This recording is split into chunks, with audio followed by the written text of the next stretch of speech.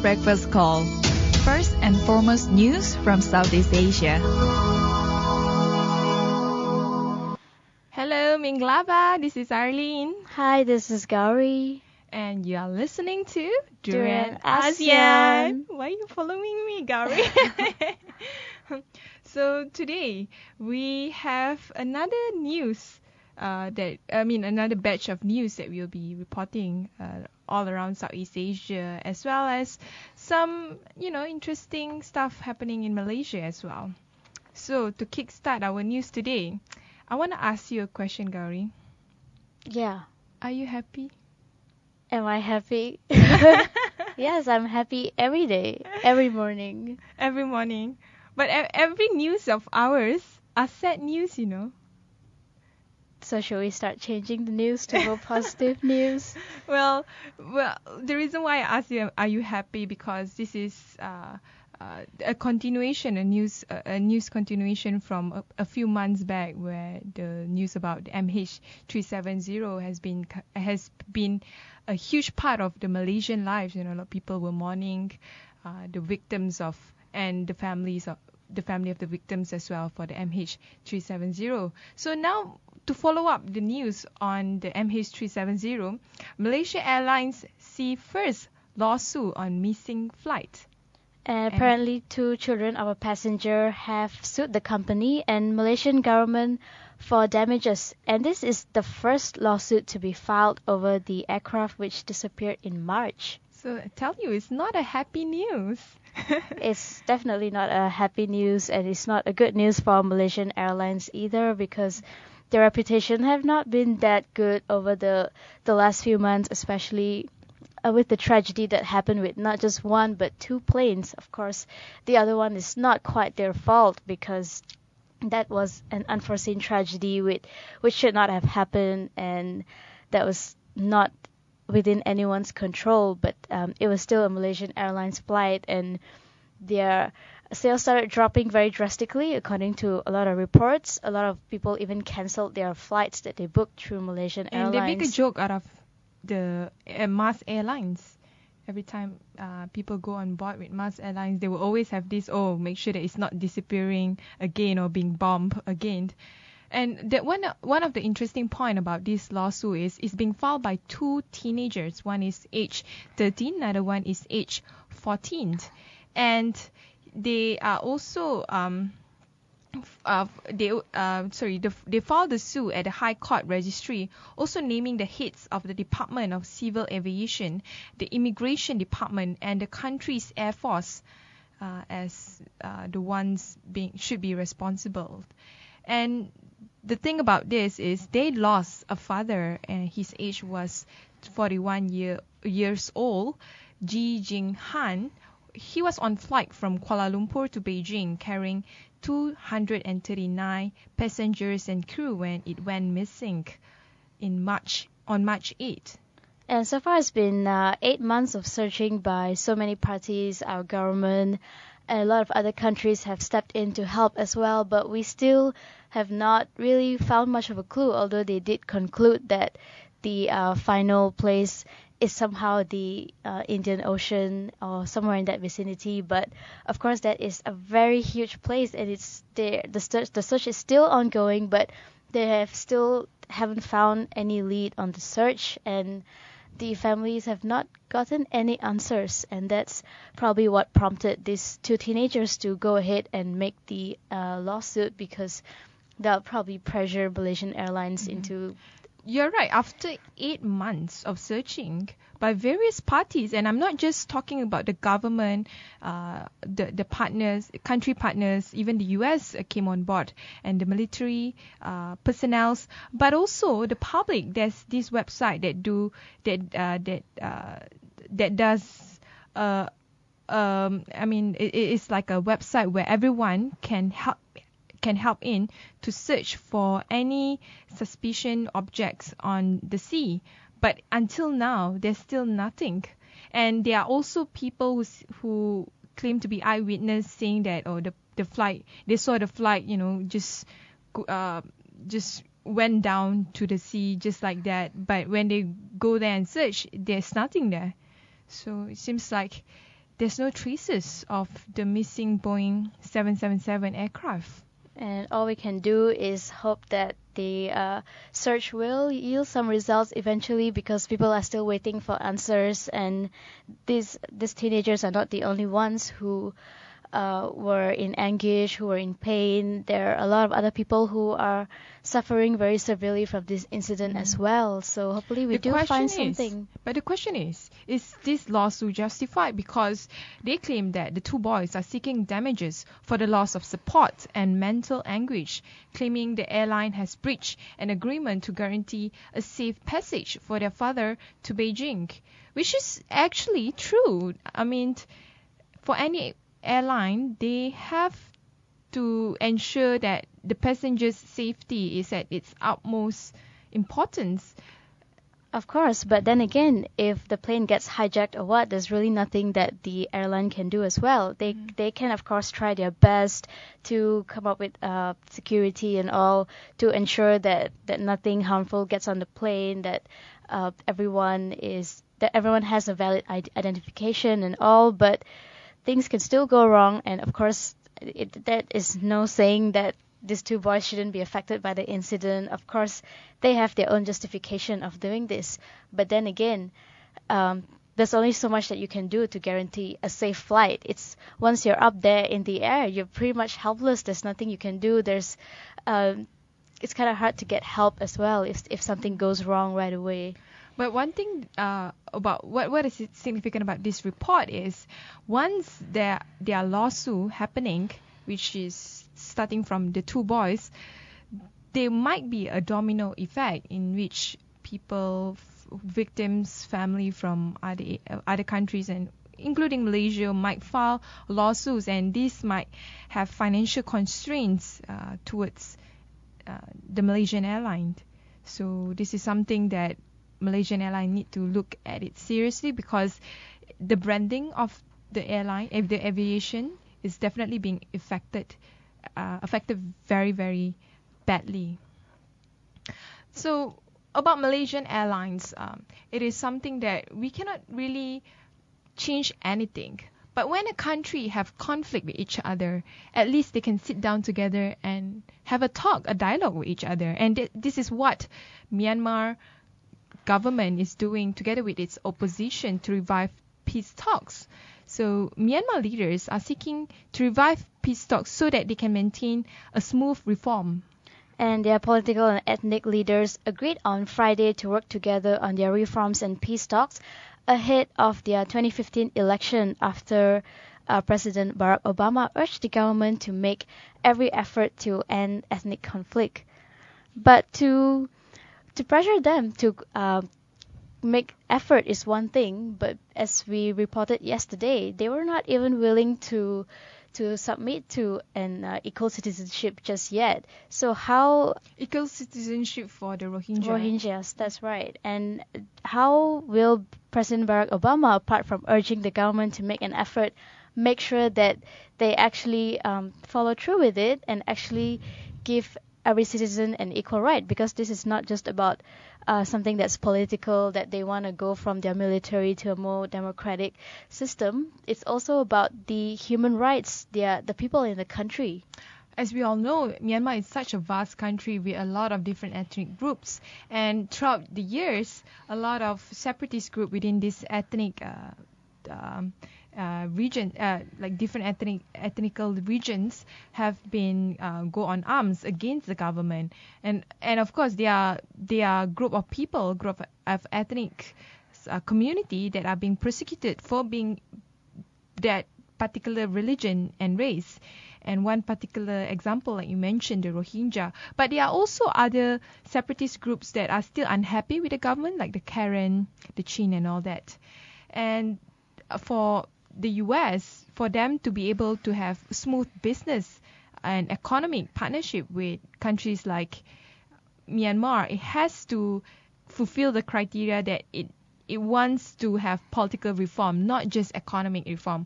Of course, the main focus now is to have the first talk with opposition leader Aung San Suu Kyi, and powerful armed forces between Aung San Suu Kyi and powerful armed forces Senior General Min Aung Hlaing. And the United States is also not just the United States, mainly them maybe, but everyone is very concerned about the human rights abuses that's going on in Myanmar. People from Malaysia, we also had a lot of talks that was being advertised about awareness on refugees, especially the Myanmar Rohingyas, why they cannot go back to their country and why is it even dangerous for them in the first place. And the UN has also stepped in because it doesn't seem like the problem was going to be solved anytime soon. And let's hope that things only go forward from here and that the Myanmar... To be fair, I mean, talking about the Rohingya issue, to be fair, the President Thein Sein did order Myanmar National Human Rights Commission to investigate the death in army custody of journalist Parji and a few other human rights issues. So they did have some sort of effort, but it's not good enough. It's just effort towards those popular issues that the U.S. government is trying to pressure them. Right, it's always one thing to say, but it's another thing to actually do it because it's easier said than done. So hopefully President Thein Sein will do exactly what he said to push the National Human Rights Commission not only to investigate the death of the journalist, but also to investigate how can he improve the conditions of, especially to advocate the rights of the basic human rights in the country. Nevertheless, on the side of opposition, Aung San Suu Kyi, she is being invited by the Myanmar government leaders to have a peace talk, and that is because the White House is pressuring them not just for economic reforms but also political reforms to ensure an inclusive, credible process for the next general election to be more freer and fairer. But at the same time, we also can't help to see Aung San Suu Kyi has been reluctant to comment on contentious political issues, like you said, issues related to human rights abuses on the Rohingya. So at the end of the day, is the political will of the politicians is critical to ensure that the political reforms is on par with economic reforms. And their next year's parliamentary election will be the first since 2010. Which ushered in a quasi-civilian system that dismantled the absolute control of a military. But of course, the military power is still pretty much, it's very evident in Myanmar. For example, the parliament is controlled mainly by the military representatives. So this, especially, I think, if I'm not mistaken, 25% of the whole parliament have a military permanent seat, and this is not good for a country that wants democracy. And of course, they're pushing to change that. So all the best to Myanmar in their 2015 elections. All the best. Another area that is also trying to gain traction is regarding on ISIS control over Southeast Asia. Of course, ISIS focus now is mainly on Syria and Iraq when it comes to the war zone itself. But when it comes to trying to get recruitments, it's all over the world, including Southeast Asia. And some of them come from Malaysia, Indonesia, and Singapore. So Singapore is very concerned about it. That's why they are actually taking effort to join coalition with the other nations, Western nations especially, to go against Islamic State. And they're actually joining 33 other nations in this multinational coalition to combat the Islamic State militant group, according to their defense minister, Eng Hen. He said it in Parliament on Monday. What? What's the name again? Eng Hen? Something like that. And also, they will be joining an ongoing international effort that contributes directly to Singapore's own security. And this Singapore Armed Forces have previously actually participated in a lot of other efforts as well. So they do have experience in actually dealing with religious extremists who are, of course, posing a threat not only to Singapore, but to a lot of countries in Southeast Asia. A lot of people are not even aware about Singapore's foreign policy. It's actually quite hawkish. As much as we want to believe Singapore is something like Indonesia or Malaysia, but that's far from the truth. For Singapore, pragmatism is the key of their foreign policy, and in this sense, being a hawkish is definitely benefiting them, considering that they are a small country, they still have quite a number of Muslim population, and they are concerned about their citizens and their welfare. And with that, of course, the Singapore Armed Forces is joining a lot of different countries, not just to fight Al-Qaeda and Taliban, but also at a larger extent to contain ISIS, to ensure that ISIS doesn't have attraction towards their own country's society. Yes, and on that note, the Deputy Prime Minister Teo had also said that they are trying to take every action possible to strengthen the community bonds in the country and also to counter any extremist ideology from to help prevent Singaporeans from becoming radicalized. And their Malay Muslim community in particular have also taken a firm stance against all the violent actions of ISIS. So this is actually pretty proactive on their part because they really want to combat this issue, and they're coming up with not only military measures, but they're also trying to go down to the community to help to prevent these ideologies from spreading. And one of them is Minister in charge of Muslim Affairs, Datuk Yaakob Ibrahim. Also retaliated that Malay Muslim community stands against ISIS. For example, the Islamic Religious Council of Singapore, in short MUIS, as we all know, MUIS is the Singapore's equivalent of Malaysia's JAKIM, but a bit more liberal, I would say. And for them, together with Malay Muslim organizations, community leaders, and government, has been working very hard and closely together to combat radical teachings and abuse the name of Islam. Malay Muslim in Singapore are just like Malay Muslim in Malaysia. They are quite religious, and if the right message are not being conveyed to the community, some of them could have extremist ideology wanting to fight for an Islamic state. And he also stressed that ISIS is not Islamic and therefore cannot be interpreted even as an act against Islam or Muslims. So it goes more to a human rights violation. Mm-hmm. So human rights violations in a way that if you want to look at the larger picture, Mufti, Pergas, I'm not sure what is Pergas, by the way, and RRG, the Religious and Rehabilitation Group, have joined forces with other international Muslim scholars and leaders in condemning ISIS unequivocally. But in reality, it is still a very much a popular organization, partly because the goal is to have an Islamic state. It's not to fight against the West. And that's the problem here that the authority need to fight against, because certain Muslims do believe the eventual goal of being a Muslim is to form an Islamic state. Right, but they are not only giving human rights a bad name, but also to the religion itself. But then, of course, this is not an Islamic thing. There's no way to justify their actions. But let's just hope that we can put a stop to this as soon as possible. One thing that we shouldn't put a stop is on the ASEAN Economic Community, which is the area that I want to discuss now. So a lot of countries are actually quite excited about ASEAN Economic Community, although sadly in Malaysia, the discussion towards that particular regional cooperation is still very much not to the standard that we would want to.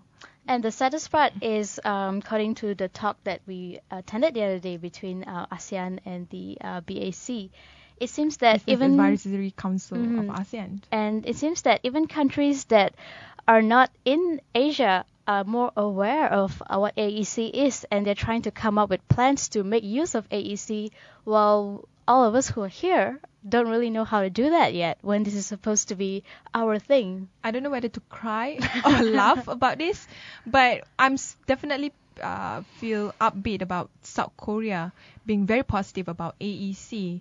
And its Trade, Investment and Energy Minister, Director General of Investment Policy, Kim Yong-san, even said that South Korea could further strengthen its cooperation with ASEAN when AEC is materialized. They want to leverage the advantages of AEC as a single channel.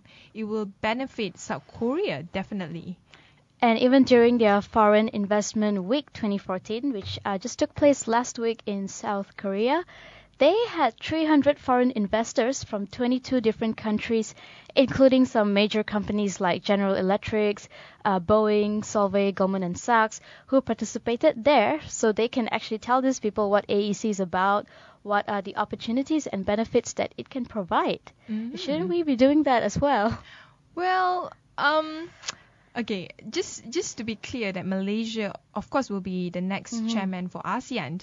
And Malaysia has in fact completed more than 80% of the measures set for integration into the AEC framework, ahead of the region's average progress of 72.2%.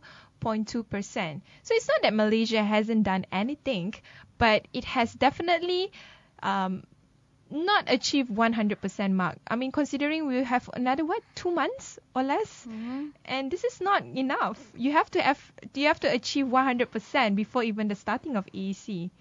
But of course, if I may quote Dato' Ramesh, he said AEC is not a destination. It's not a destination. It's more of a journey for all the countries in Southeast Asia.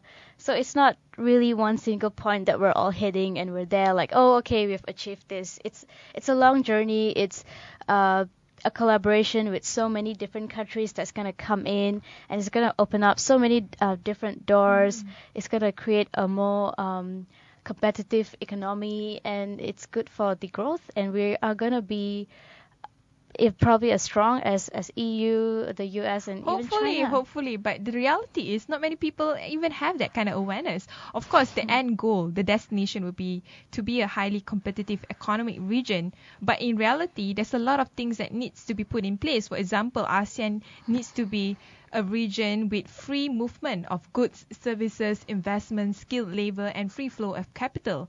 And back in our Malaysian backyard, we still have refugees, unskilled laborers, illegal immigrants that has no rights and protection. And this is not good for the economy when you have influx of cheap labor.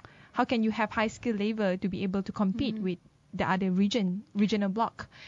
And to wrap up, just another one news also about the economy is about this company called Haier. Apparently, it has picked Thailand as the ASEAN hub. Not Malaysia, not Singapore, not Indonesia. It's Thailand. And their president and chief executive, Yoshiaki Ito, said that the commercial air conditioner hub would be set up in the Prachinburi province next year. And this plan has just been approved by the parent company. And yes, they probably chose Thailand. They didn't choose any other country, but we can still take pride in the fact that they are becoming aware of ASEAN and they believe in our potential. But we just talked about Thailand yesterday, that a lot of economies are concerned of Thailand because it is being ruled by a military regime who know hell about economy, and Haier is just pushing forward. They probably didn't get the memo about what's happening. About it. They didn't get the memo. But anyway, all the best for Haier. Hopefully that Malaysia can be more competitive in the region so that they can invite more electronic companies to invest in this region and this country. That's all from us today, and we will continue with our blast from the grassroots. We will talk about Thailand, interestingly. Yeah, and don't forget to, of course, like us on Facebook, follow us on Twitter. We have a YouTube channel as well. And if you're on the move, just download our TuneIn app on your smartphone and look for Durian ASEAN.